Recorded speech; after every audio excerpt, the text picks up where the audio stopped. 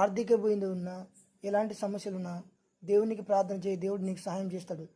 దేవుడు చెప్తున్నాడు కదా, ఏమి తిందుము ఏమి త్రాగుదుము అని దాని గురించి మీరు చింతించకండి, కానీ మీ చింత యావత్తు దేవుని మీద వేయండి అని. కాబట్టి మన చింత యావత్తు దేవుడి మీద వేస్తే ఖచ్చితంగా దేవుడు మనకు సహాయం చేస్తాడు. మీ ఇంట్లో కలిమి ఉన్నా, మీ ఇంట్లో ఇబ్బంది ఉన్నా, ఏ సమస్య ఉన్నా దేవుడు ఖచ్చితంగా పోషిస్తాడు, దేవుడు సహాయం చేస్తాడు. సహోదరి సహోదరుడా, ఖచ్చితంగా దేవునికి ప్రార్థన చేయి, నా పరిస్థితి ఇది అని చెప్పు. దేవుడు ఖచ్చితంగా ఏదో విధంగా మీ కుటుంబాన్ని పోషిస్తాడు. ఎందుకంటే పక్షుల కంటే మనం శ్రేష్ఠులం అని దేవుడు చెప్తున్నాడు. కాబట్టి 2 పిచ్చుకల కంటే మీరు శ్రేష్ఠులు అని చెప్తున్నాడు కదా. కాబట్టి మన పక్షుల కంటే మనం శ్రేష్ఠులం. కాబట్టి దేవుడు ఖచ్చితంగా నిన్ను నీ కుటుంబాన్ని పోషిస్తాడు.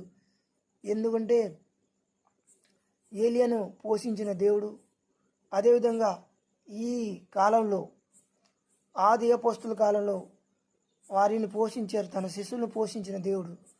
తర్వాత తరం మన మిషనరీలను పోషించారు. తర్వాత మన తరంలో కూడా దేవుడు పోషిస్తాడు. దేవుని శక్తి మారలేదు, దేవుని కృప మారలేదు. ఖచ్చితంగా దేవుడు అందరినీ పోషించే దేవుడే ఉన్నాడు. కాబట్టి భయపడక, ధైర్యం కలిగి, నిబ్బరం కలిగి ముందుకు సాగిపో. దేవుడు మీకు, మీ కుటుంబానికి ఎల్లప్పుడూ తోడుగా ఉండి ముందుకు నడిపించునుగాక. ఆమేన్.